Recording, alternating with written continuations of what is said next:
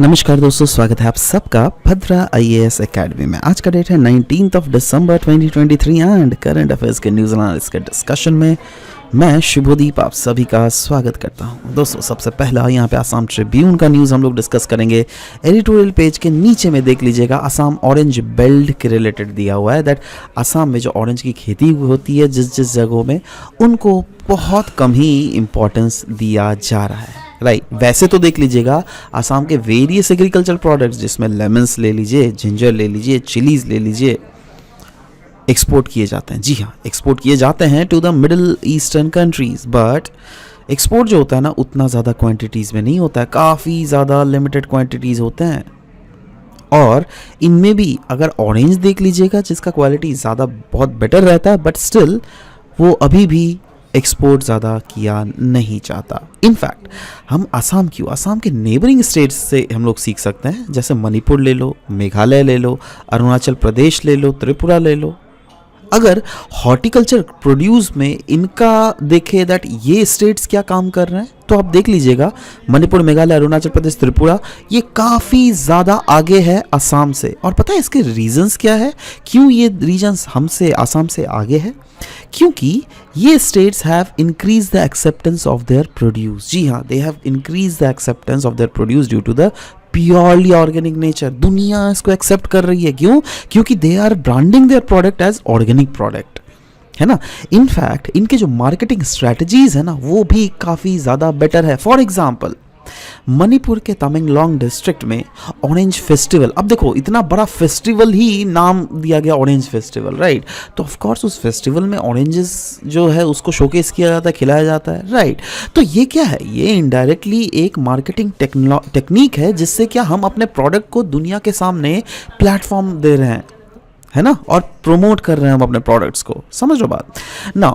ये कहीं ना कहीं आसाम के लिए एक वेकअप कॉल भी बोला जा रहा है, क्योंकि क्लियरली यहाँ पे बोला गया है दैट अभी देखो, अभी आसाम में मेन खेती किस एग्रीकल्चर प्रोडक्ट क्या है, टी कल्टीवेशन बहुत ज़्यादा किया जाता है ना। बट अभी हम लोग क्या देख रहे हैं, दुनिया भर में क्लाइमेट चेंज देख रहे हैं, मतलब क्लाइमेट क्राइसिस जो है हमें आसाम में भी इसका इम्पैक्ट देखने को मिल रहा है। और इससे इम्पैक्ट क्या हो रहा है, मेनली एग्रीकल्चर हो रहा है। इसीलिए यहाँ पे बोला जा रहा है दैट क्योंकि ओवरऑल एग्रीकल्चर को क्लाइमेट इम्पैक्ट कर रहा है और सबसे ज़्यादा जो आसाम की डिपेंडेंसी है वो टी कल्टीवेशन में है, तो वो टी कल्टीवेशन के ऊपर डिपेंडेंसी जो है वो घटनी चाहिए। इसलिए बोला गया we can not fully rely on tea cultivation. Next, Assam needs to diversify and give boost to organic production.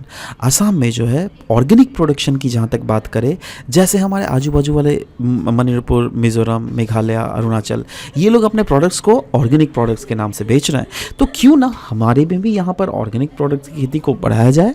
State agriculture department को बूस्ट देना पड़ेगा आसाम के ऑरेंज बेल्ट को। और आसाम वैसे तो Assam is not much known for producing large या फिर जूसी ऑरेंजेस, बट क्या हम इतना ट्राई नहीं कर सकते क्या आसाम की स्टेट एग्रीकल्चर डिपार्टमेंट, जिससे हम आसाम में एटलीस्ट ऑरेंज प्रोडक्शन में सेल्फ सफिशिएंट हो सके, जिससे हम लोग को बाहर से ऑरेंज को इंपोर्ट ना करना पड़े और हमारी जो भी डोमेस्टिक मार्केट है उसमें ऑरेंजेस को पहुंचाया जा सके, राइट। यही है। नेक्स्ट इज जोनबिल मेला के बारे में।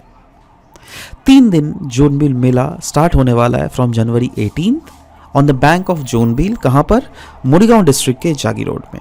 So yes, Jonbeel Mela. अब देखो जोनबिल मेला में होता क्या है, ये काइंड ऑफ मेला है, ये काइंड ऑफ फेयर है जहाँ पे हिल्स में जो लोग रह रहे हैं ना, वो प्लेन्स में जो लोग रहते हैं उनके साथ फूड आइटम्स को एक्सचेंज करते हैं, वो भी बार्टर सिस्टम में। बार्टर सिस्टम क्या होता है, जैसे फॉर एग्जांपल मेरे पास 1 किलो चीनी है, राइट, और आपके पास आधा किलो चावल है, तो मैं 1 किलो चीनी और आप आधा किलो चावल मुझे दे दो, तो ये क्या हुआ, मैंने आपको पैसे दिए नहीं, आपने मुझे पैसे दिए नहीं। हम लोग क्या कर रहे हैं, मैं अपना प्रोडक्ट आपको दे रहा हूँ तो आप भी अपना प्रोडक्ट मुझे दे रहे हो, तो this is called barter system, right. तो वही चीज़ यहाँ पर जोनबिल मेला में भी जो होता है ना, माघ बिहू के बाद ही ये बार्टर सिस्टम के रूप में बेसिकली ये चीज़ें चलती हैं, राइट। वही तो है ना, देखो ना 18 जनवरी माघ बिहू के बाद ही ना होगा ये, राइट। अच्छा, इन फेस्टिवल्स में और भी कुछ अलग अलग चीज़ें भी की जाती है, जैसे यहाँ पे कॉक फाइटिंग हमें देखने को मिलता है, यहाँ पे हमें कम्युनिटी फिशिंग फेस्टिवल्स देखने को मिल रहा है जोनबिल में, राइट। इनफैक्ट बोला जाता है इसका हिस्ट्री है of being celebrated by Tiwas, Tiwa tribe, मतलब तीवा ट्राइब्स होता है ना, तो इन हिस्ट्री में ही है that yes these are the, जब पास्ट में तीवा ट्राइब्स के द्वारा जो है ये मेला जो है चलाया जाता था, राइट। नेक्स्ट, इंडो ओमन रिलेशन के बारे में हम लोग डिस्कस करेंगे। इंडो ओमन रिलेशन, पहले तो हम लोग देख लेते हैं इंडिया है कहाँ, ओमन है कहाँ। तो ये देखो वर्ल्ड मैप में है, जहाँ पर यहाँ पर इंडिया है और ये है अरेबियन पेनिनसुला। अरेबियन पेनिनसुला का ये जो पार्ट है ना, ये है हमारा ओमन का, ठीक है। अब हम लोग इस आर्टिकल में बात करेंगे इंडिया और ओमन के रिलेशनशिप के बारे में, राइट, जो क्या ऑफ कोर्स इंटरनेशनल रिलेशंस के पर्सपेक्टिव में अगर देख लीजिएगा बहुत ही ज़्यादा इंपॉर्टेंट आर्टिकल है। रिसेंटली इंडियन प्राइम मिनिस्टर ने बायलैटरल टॉक्स किए हैं विद द सुल्तान ऑफ ओमन एट हैदराबाद, राइट।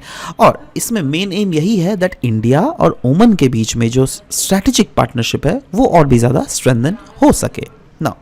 अगर देख लीजिएगा इंडिया और ओमन के रिलेशंस वो कैसे हैं, देखो इंडिया और ओमन कहीं ना कहीं एंशिएंट हिस्टोरिकल टाइज शेयर करते हैं। और ये हिस्टोरिकल टाइज जो है कितना पुराना है, as more over 5000 years. In fact ये 5000 साल में जो ये दोनों देशों के बीच में रिलेशंस बना है, कैसे बना है, ऑफ कोर्स दोनों देशों के बीच में मैरीटाइम ट्रेड्स चलती थी, दोनों देशों के बीच में कल्चरल एक्सचेंजेस होता था और जोग्राफिकल प्रॉक्सिमिटी भी अगर दोनों देशों का देख लीजिएगा बहुत ही ज़्यादा क्लोज था, राइट।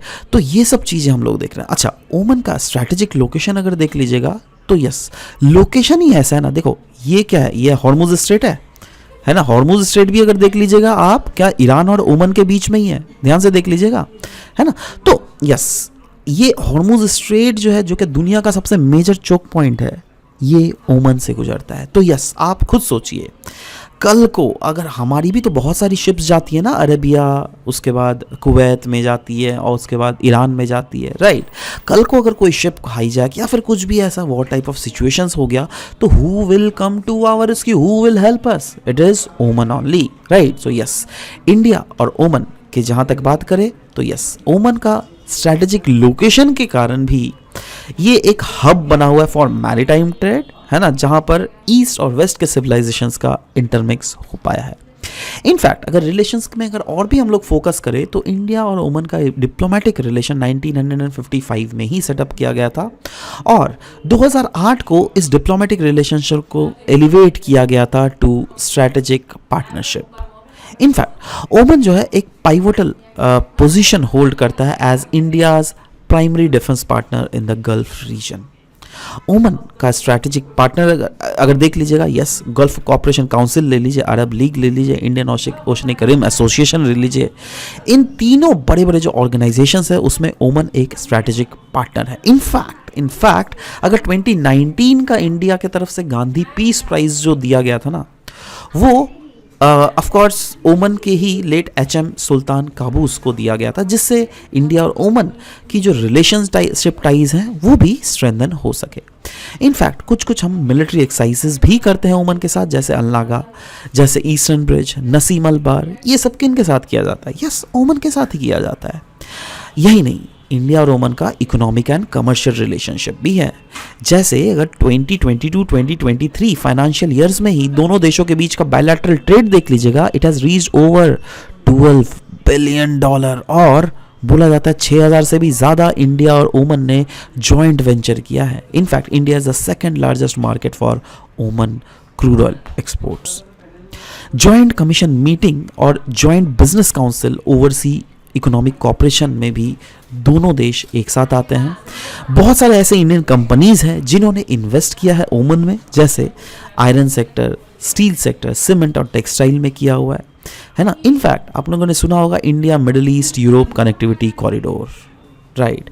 इसमें जो है ना ओमन एक बहुत ही इंपॉर्टेंट रोल प्ले कर रहा है, जिससे इंडिया की जो कनेक्टिविटी एम्बिशंस है फ्यूचर में वो फुलफिल हो सके। यही नहीं, मैरीटाइम कॉपरेशन में अगर देख लीजिएगा, यस ओमन का स्ट्रैटेजिक लोकेशन है that it is at the place जहाँ पे हम गेटवे बोल सकते हैं of the straight of Hormuz. मतलब स्ट्रेट ऑफ हॉर्मुज में अगर घुसना है तो यस ओमन के से होकर ही हमको घुसना पड़ेगा।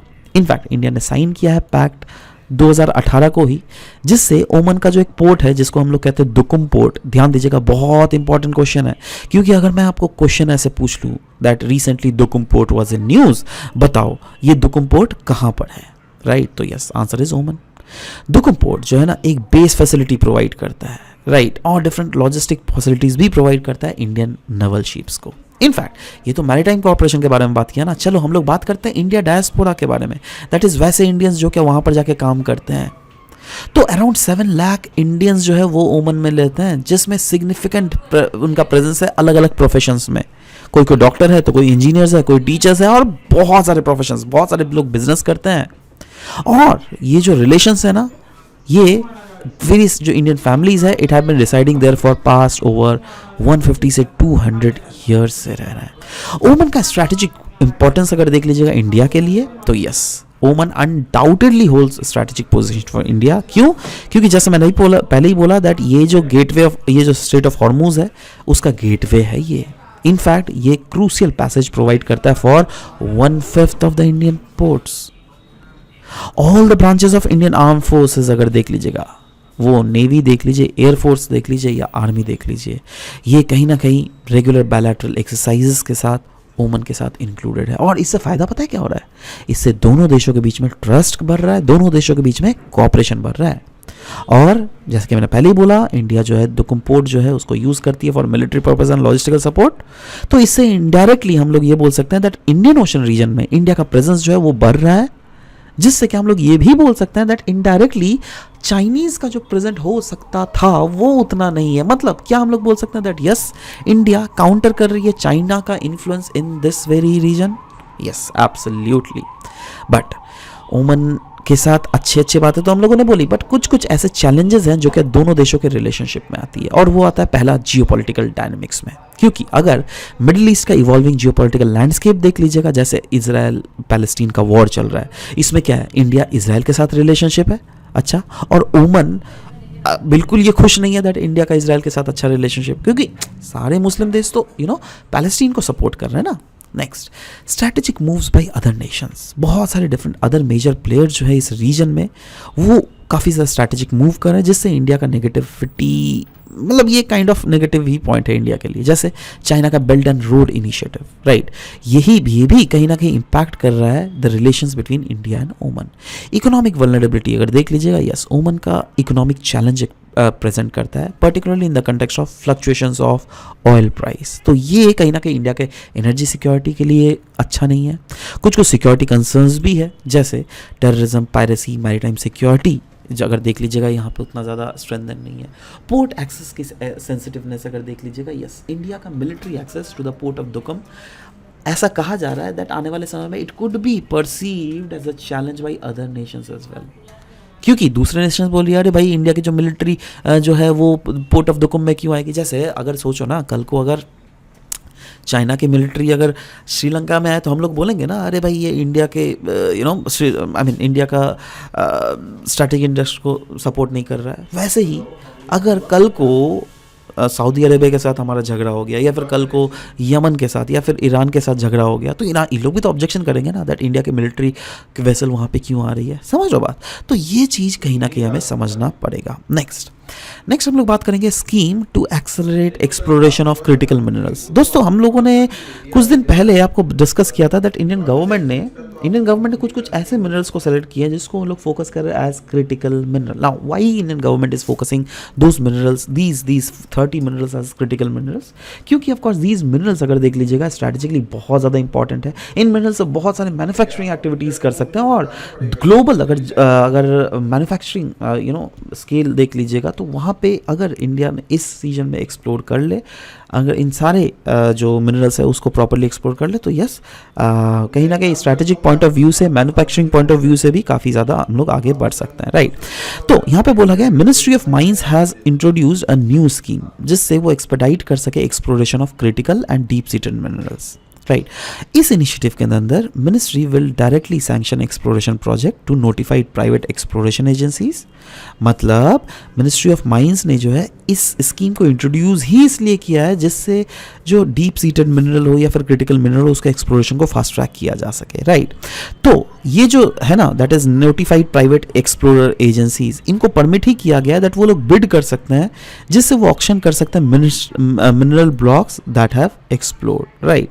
इनफैक्ट इसका डिसीजन का एम ही ये है दैट जो अभी तक प्रोजेक्ट अप्रूवल में डिलेज होता था ना, उसको डिले को एलिमिनेट किया जा सके, प्रोजेक्ट एक्सक्यूशन को एक्सेलरेट किया जा सके और लार्जर कंपनीज को और भी इंकरेज किया जा सके दैट आप मिनरल्स को एक्सप्लोर करो, जिससे हम लोग भी मैन्युफैक्चरिंग सेक्टर में आगे बढ़ सके। और अनडाउटेडली इनडायरेक्टली अगर देख लीजिएगा, इंटरनेशनल प्लेयर्स को भी इंगेज करना है in exploration projects in India, right क्योंकि दुनिया को देखो, इंडिया दिख रही है दैट हाँ इंडिया तो फ्यूचर मार्केट है undoubtedly, right, but in sectors में भी जहाँ जहाँ इंडिया का अच्छा है तो क्यों नहीं हम इन चीज़ों को प्रमोट करेंगे दुनिया के सामने, राइट।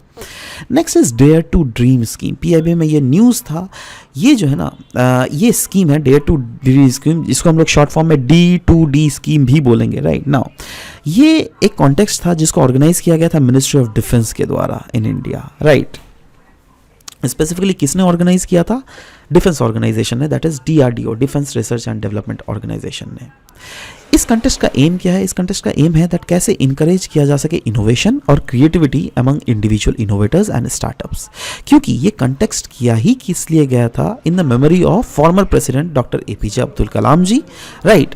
और इसको लॉन्च किया गया था 2019 को। ये एक यूनिक अपॉर्चुनिटी प्रोवाइड करता है various startups, various innovators, various entrepreneurs और इंडिविजुअल्स को जो कि 18 या फिर 18 साल से ऊपर है, जिससे क्या वो लोग टैकल कर सके की challenges in emerging technologies, right, जैसे India defence region, aerospace capabilities में, जिससे वो आगे बढ़ सके, राइट। इवैल्यूएशन क्राइटेरियाज अगर देख लीजिएगा एंट्रीज का, तो वो इंक्लूड करता है completeness of proposal, scientific soundness, design completeness, merit, technology, readily level innovation. मतलब जो भी जैसे ये स्टार्टअप, ये इनोवेटर्स या एंटरप्रेन्योर्स को जो है ना, इन क्राइटेरियाज के बेसिस पे ही इवैल्यूएट किया जाएगा। और इस एम कॉन्टेस्ट का एम ही है that diverse group of participant को एक प्लेटफॉर्म प्रोवाइड किया जा दे सके, जिससे defence and aerospace technological sector में जो चैलेंजेस है उनको ये प्रॉपरली एड्रेस कर सके और आगे बढ़ सके, ठीक है। So this was all about the discussion that we had for this very session. मिलते हैं आप सबके साथ नेक्स्ट सेशन में। Till then bye bye, take care and thank you guys, thank you for listening to the whole video, thank you very much.